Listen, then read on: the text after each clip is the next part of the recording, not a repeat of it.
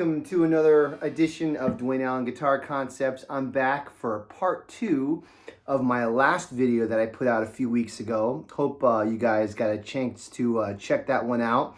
That was a lesson geared towards more of the intermediate guitar players who are learning how to play blues soloing and blues improvisation guitar. We were focusing on how to expand the basic blues box in the G blues scale in the position, basically in the third position on the guitar.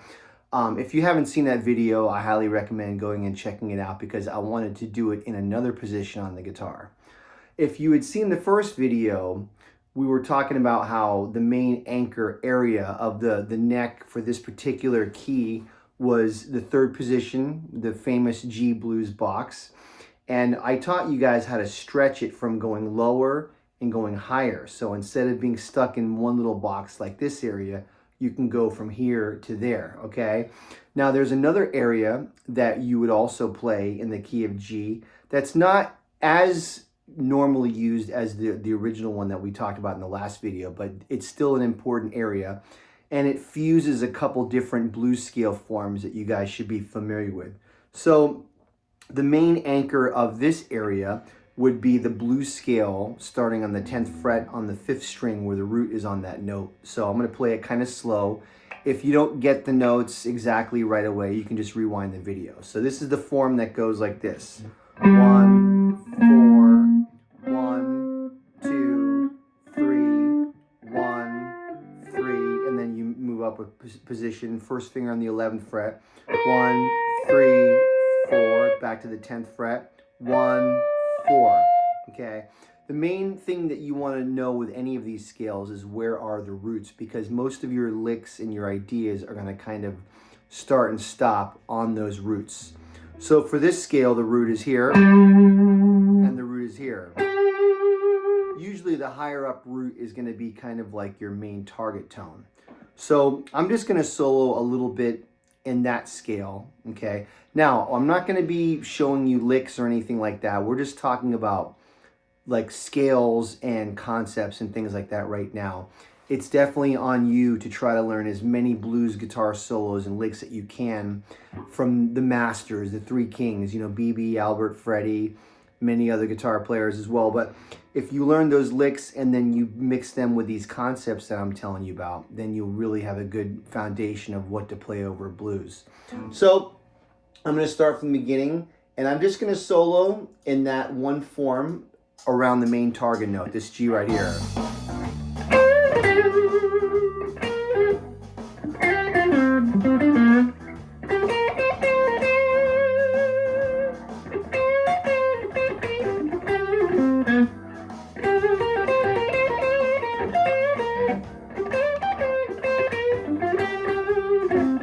So that's about it. That's the main idea. It's kind of limiting just to just be stuck there. So this is where we're going to start stretching the form. I actually went outside of it a little bit, but we'll talk about that in a minute. Now there's another blues form. We're going to go lower right now. If you take your third finger and put it on that G root on the 10th fret, there's another blues scale form that goes 3, 1, 3, 4, 1, 4, 1, 4, 1, 2, 3, okay? Now, included with those notes are notes that are below the root. So you have the G here, and that would include the F, the D, the D flat, and the C, and then you can even go down to the B flat. Okay? What we're doing is I'm trying to show you how you can basically mix scales together. Because if you were to go up and down this scale,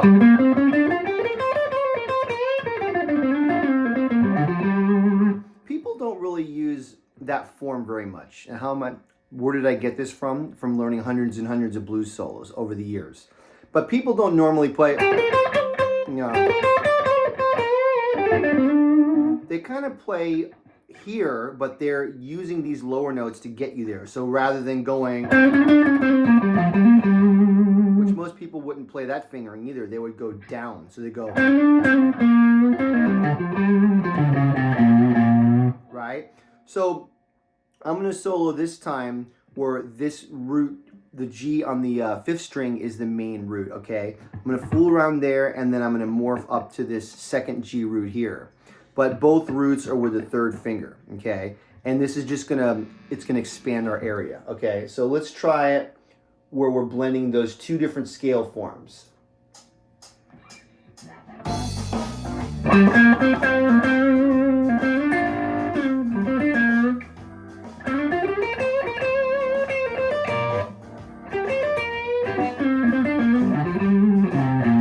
I'm kind of going lower.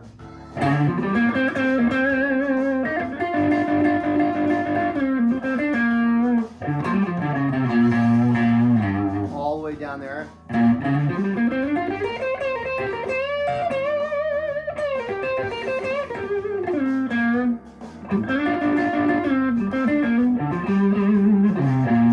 See what I'm doing there?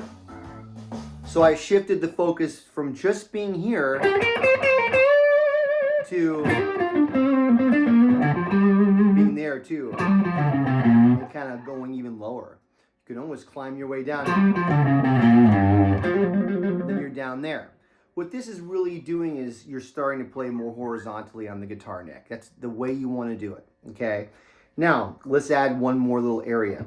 So if you think of another form where the root is on the 15th fret on the 6th string, this is another scale form that you're not going to use that often. We're going to kind of use pieces of it. So if you were to play the whole thing, it would be 3, 1, 3, 4, and then 12th fret, 1, 4, 1, 4, 2, 3, 4, 1, I'm sorry, 2, 4, okay? So we're not going to use much of that form really. We're going to be spending more time here and climbing up on the first 2 strings mostly. Here's another root. So we have the root here, here, and then here, right? Now, sometimes I might want to go. That fingering is not used that much, but we're going to talk about that in a little bit. So I'm going to blend this area with this area with this area, and now I have this. If you add that to this, this, and this that we did in the last video, you have the whole guitar neck at your disposal, which is the way you want to be in any key. So let's try it again, and we're going to blend all 3 areas and see how it works.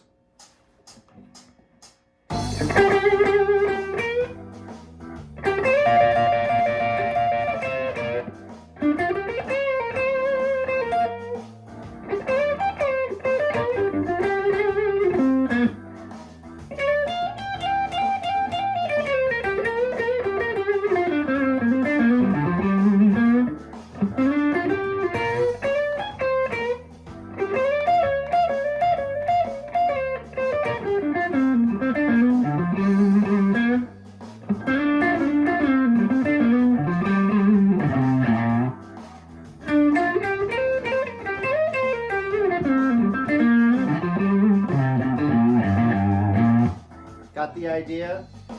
So I'm adding another area to the guitar neck. So when you're soloing, you have all of this real estate that you can play on. As far as licks and stuff, I will say that the original G blues that's down here, covered in the other video, that scale form has the most licks you're going to find in blues. So for this area, there's not quite as many, but they're still there. And it's just an area that you need to be aware of, okay? So if you're a real stickler for real estate, there's certain areas that we're kind of not using that much, okay? So in the original video, we were kind of here and going here, right? And then in this video, we're here going here. So it kind of leaves a little bit of a space in the 5th position, right? If you know all your blues scales and know where all the notes are, you'll have, you know, right? We're not really using that area very much. That just tends to be the case in most blues solos, is you won't see guys playing there, okay? Same thing like when we were here. We were in the higher part, but we weren't, right? I would recommend for you to also play in those areas, okay? I do that myself. I notice that when I play, I use the whole fretboard. What you'll find is that when you do these odd areas of scale fingerings that are not normally used, the cool thing is that you'll start coming up, like the usual licks that you normally play, they won't fit there. So what you'll find is that you're gonna come up with new licks or new patterns that you don't hear a lot of people doing. So for instance, when I was here, that was the last video. I'm gonna play here. I'm gonna play there kind of, and then I'm gonna play over here a little bit, just to show you that you can really play anywhere on the neck, okay? I'm gonna show you that again. Let's see here, pull up some blues licks again, or the backups. Here we go.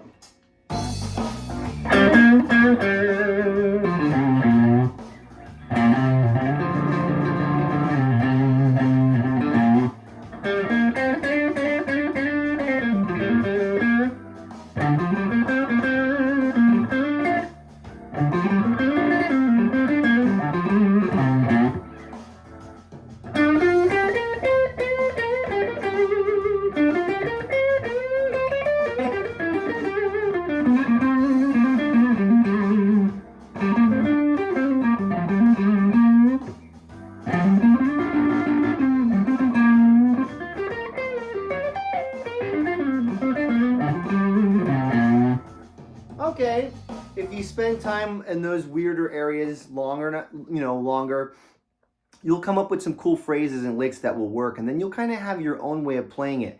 I do that. When I'm playing the blues, I just play in these weird areas, and I notice I don't see other guitar players do that, just because I force myself to try different areas and different fingerings and stuff.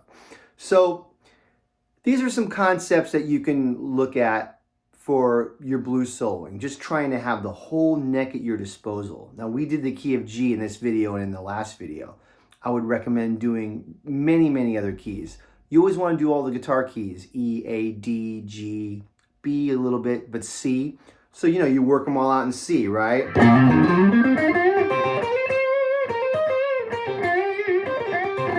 Or...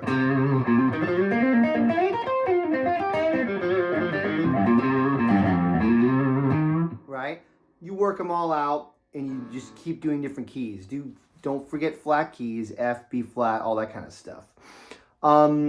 So one of the main things that will help you with all of this is you really should know all your scale forms, okay? I'm not getting into showing you all kinds of different fingerings and scales here. That's what I do with my private students. Someone who takes lessons with me privately, I have all kinds of materials and stuff.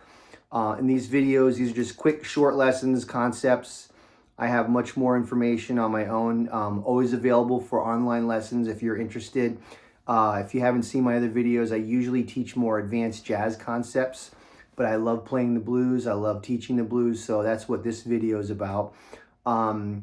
Check out my other channel on YouTube, Dwayne Allen Music. That's where I shows live video footage of me playing live and gear demos, and sometimes I'm playing my room or whatever. So if you enjoyed the video, please hit like and subscribe, and we'll see you around next time.